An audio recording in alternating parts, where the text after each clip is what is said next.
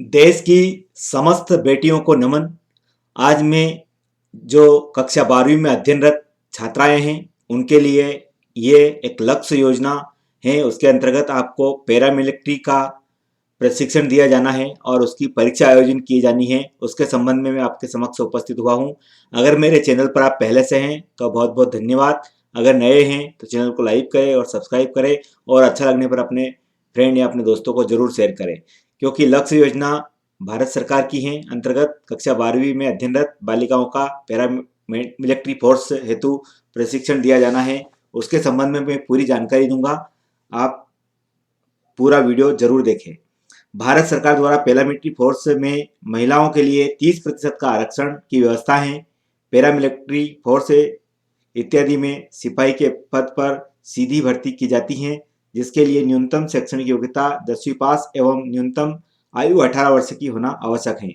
स्कूली शिक्षा विभाग द्वारा शालाओं में बालिका के लिए पठन पाठन एवं खेलकूद की गतिविधियों संचालित की जाती हैं। पूर्व में यह निर्णय लिया गया था कि बालिकाओं को सशक्तिकरण हेतु उद्देश्य से ऐसी बालिकाएं जो पैरामिलिट्री फोर्स एवं पुलिस में भर्ती होना चाहती हैं के लिए प्रत्येक जिले में 40 से 50 बालिकाओं के लिए निःशुल्क गैर आवासीय कोचिंग की व्यवस्था की जाए, जिसमें जिला मुख्यालय स्तर की बालिकाएं 12वीं की पढ़ाई के साथ साथ विशेष प्रशिक्षण प्राप्त कर सके।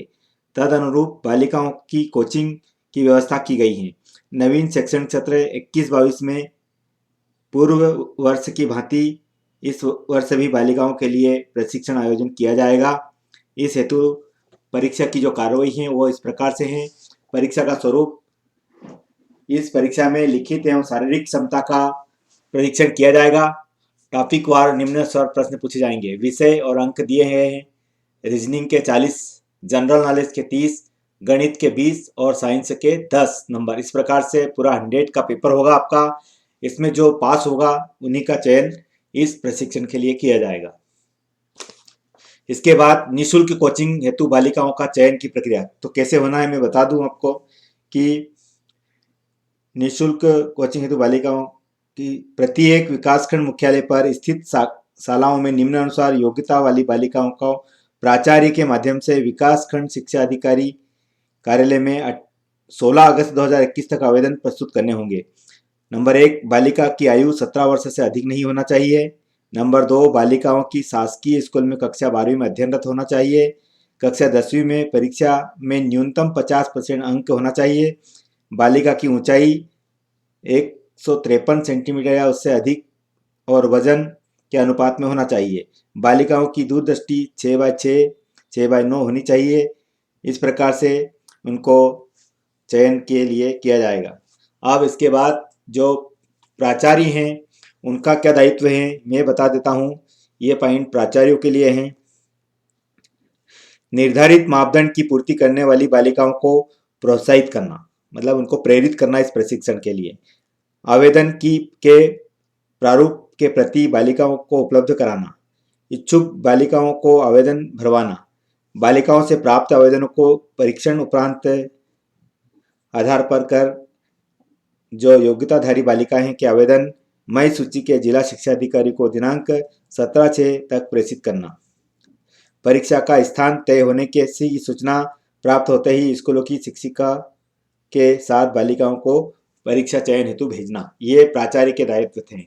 अब मैं आपको बता दूं कि विद्यालय के प्राचार्य के 2 और दायित्व हैं जो मैं बता देता हूं आपको। सबसे पहले है उनको परीक्षाओं का आयोजन कराना। जिला स्तर पर प्राप्त आवेदनों के आधार पर बालिकाओं के लिए परीक्षा आमंत्रित करना या आयोजित करना है। और फिजिकल परीक्षा, इसी प्रकार से फिजिकल और लिखित 2 परीक्षाएं होगी इसमें। तो फिजिकल परीक्षा का बता देता हूं कि पुलिस विभाग, खेलकूद विभाग, एनसीसी के सहयोग से परीक्षा आयोजन की जाएगी।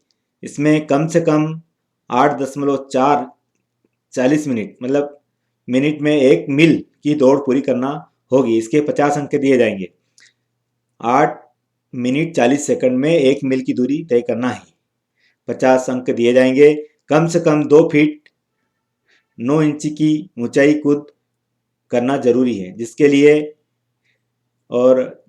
3 अवसर दिए जाएंगे। उसके 30 अंक हैं। कम से कम 8 फीट की लंबी कूद पास करना होगी, जिसके लिए 3 अवसर दिए जाएंगे, उसके 20 अंक हैं। इस प्रकार से आपको दौड़ के, रनिंग के और ऊंची कूद और लॉन्ग जंप के लिए अलग अलग अंक दिए जाएंगे। ये आपकी फिजिकल परीक्षा। इसी प्रकार लिखित परीक्षा भी आयोजन की जाएगी। ये पूर्णांक 100 के होंगे। मैंने पूर्व में बता दिया कि फिजिक परीक्षा उत्तीर्ण करने पर बालिकाओं की लिखित परीक्षा ली जाएगी। फिजिकल परीक्षा में चयन बालिकाओं का सामान्य ज्ञान, गणित, हिंदी एवं अंग्रेजी विषय के वस्तुनिष्ठ प्रश्नों के रूप में पूछे जाएंगे। इसका प्रश्न पत्र विमर्श पोर्टल पर अपलोड किया जाएगा। साथ ही जिला शिक्षा अधिकारी के दायित्व है। हर जिले में एक शिक्षा अधिकारी होते हैं। जिला शिक्षा अधिकारी जो होते हैं उनका दायित्व क्या है बता दूं मैं। जिला स्तर पर खेल प्रभारी, जिला खेल अधिकारी को नोडल अधिकारी बनाया जाता है। प्रचार प्रसार करना, समस्त बालिकाओं के लिए एनसीसी शिक्षक, फिजिकल एजुकेशन, व्यावसायिक अध्ययन को निर्देशित करने के उपरांत संबंध समस्त उच्चतर माध्यमिक विद्यालयों में जहां बालिका अध्ययनरत हैं उन विद्यालयों के प्रचार प्रसार करें। जिला स्तर पर महिला नोडल अधिकारी द्वारा बालिकाओं का प्रथम चरण का फिजिकल टेस्ट परीक्षण करवाना, मापदंड पूर्ण करने वाले बालिकाओं की सूची तैयार करना। इस प्रकार से जिला शिक्षा अधिकारी के नियमित रूप से मॉनिटरिंग करेंगे तथा प्रगति की समीक्षा करेंगे तथा समय समय पर निकलने वाले विज्ञापन में बालिकाओं के आवेदन करवाकर परीक्षा में सम्मिलित कराएंगे। ये है जिला शिक्षा अधिकारी के दायित्व। अब मैं बता देता हूं कि जो लक्ष्य प्रशिक्षण है वो क्या है। प्रशिक्षण लिखित परीक्षा एवं फिजिकल ट्रेनिंग दोनों के लेंगे। यह निःशुल्क कोचिंग 1 सितंबर 2021 से आरंभ हो जाएगी। चयनित शाला में लिखित परीक्षा की तैयारी हेतु कोचिंग सामान्यतः प्रतिदिन प्रातः 8 से 10 की तक होगी। बालिकाओं की सहभागिता के आधार पर शाम या का समय भी रखा जा सकता है। प्रतिदिन 2 घंटे की कक्षा संचालित होगी। इस हेतु 2 शिक्षकों को लिखित परीक्षा की कोचिंग हेतु जो इस प्रशिक्षण को देने में रुचि रखते हैं उनका चयन जिला स्तर पर किया जाएगा। इसके अतिरिक्त एक फिजिकल ट्रेनर भी रखा जाएगा जो सप्ताह में 4 दिन में 90 मिनट प्रतिदिन तक रविवार 2 घंटे का प्रशिक्षण करेगा। तो ये बहुत बड़ी व्यवस्था है कि आप जहाँ पर पढ़ रहे हैं वहीं पर आपको प्रशिक्षण की व्यवस्था की जाएगी। साथ ही मैं बता दूं जो कलेक्टर महोदय और पुलिस अधीक्षक महोदय भी इसकी संपूर्ण प्रक्रिया की समीक्षा करेंगे।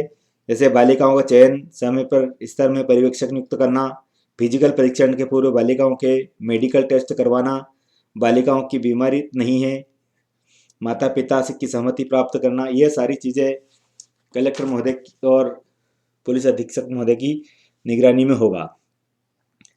फिजिकल परीक्षण के समय डॉक्टर की व्यवस्था स्थल पर होनी चाहिए और एम्बुलेंस की व्यवस्था।